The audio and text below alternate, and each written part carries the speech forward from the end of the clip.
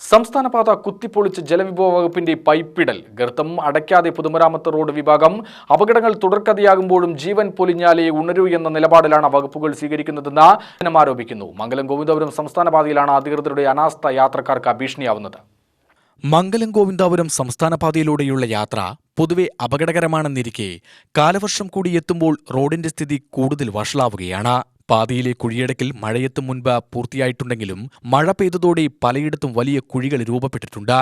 റോഡിലെ പ്രതല വ്യത്യാസവും അപകടങ്ങൾക്ക് കാരണമാകുന്നുണ്ട്.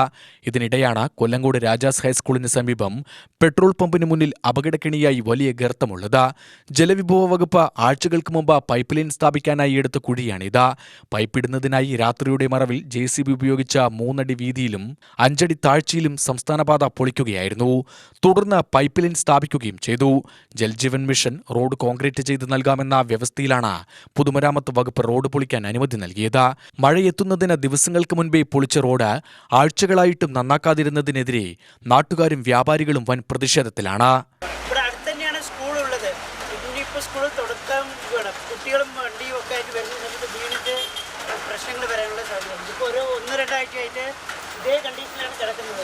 ഒരിക്കൽ വന്ന് കുഴിവെട്ടിയിട്ട് പോയി, JCB വന്ന് കുഴിവെട്ടിയിട്ട് പോയി, അങ്ങനെ ഒരു മണ്ണിട്ട് മൂടിയിട്ട് അടച്ചിട്ട് പോയതാണ്. അപ്പോൾ ഒരാഴ്ചയായിട്ട് കുഴി ഇങ്ങനെ വെള്ളം നിറഞ്ഞ് വണ്ടികളൊക്കെ പോകുന്ന സമയത്തൊക്കെ വീണും ഇതായിട്ടുമായിട്ട് ഭയങ്കര പ്രശ്നമായിട്ട് ഇരിക്കുകയാണ്.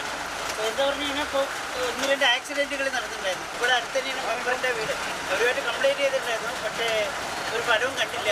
ഇപ്പോൾ അവസ്ഥ കണ്ടുകഴിഞ്ഞാൽ വളരെ മോശമാണ്. മഴക്കാലം കഴിയുന്നവരെ ഇത് തന്നെയായിരിക്കും അവസ്ഥ. വളരെ ദയനീയമാണ്. ദിവസവും ഇവിടെ നിരവധിയായ അപകടങ്ങൾ നടക്കുമ്പോഴും അധികാരികൾ കണ്ണു തുറക്കുന്നില്ലെന്നാണ് നാട്ടുകാർ പറയുന്നത്. അപകടങ്ങൾ തുടർക്കഥയാകുമ്പോഴും ജീവൻ പൊലിഞ്ഞാലേ ഉണരൂ എന്ന നിലപാടാണ് വകുപ്പുകൾ സ്വീകരിക്കുന്നതെന്ന് ജനം ആരോപിക്കുന്നു. കുഴിച്ച ദിവസം തന്നെ ഒരാൾ വീണ് ഒരു മറ്റേ കയ്യും കാലും ഒക്കെ ഫ്രാക്ചറായി. അയാളെ ഞങ്ങളൊക്കെ പിടിച്ച് മാറ്റി ബൈക്കൊക്കെ കംപ്ലൈൻറ്റ്. അതിൻ്റെ പിറ്റേ ദിവസം ഒരു കാറുകാരൻ വന്ന് ബ്രേക്ക് ചവിട്ടി 12 മണിക്ക് പോണ കുട്ടികളാണ്. 3 ആൾ വന്ന് ഇടിച്ചു. അവർ വീണു. കാറിന് 10,000 രൂപ ചിലവായി.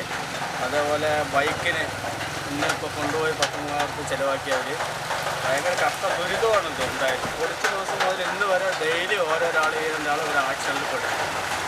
അപ്പോൾ ഇത് ചെയ്ത് എന്തായാലും ഭയങ്കര ദുരിതമായിട്ടുണ്ട്. ചെയ്തവർ അതിനുള്ളൊരു കോൺക്രീറ്റ് ചെയ്തു. മഴയത്ത് വന്നു കോൺക്രീറ്റ് ചെയ്തു. പിറ്റേ ദിവസം തന്നെ അത് വീണ്ടും ചാല് പോലെയായി.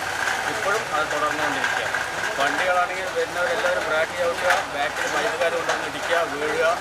Daily accident. UTV news, Palakkad.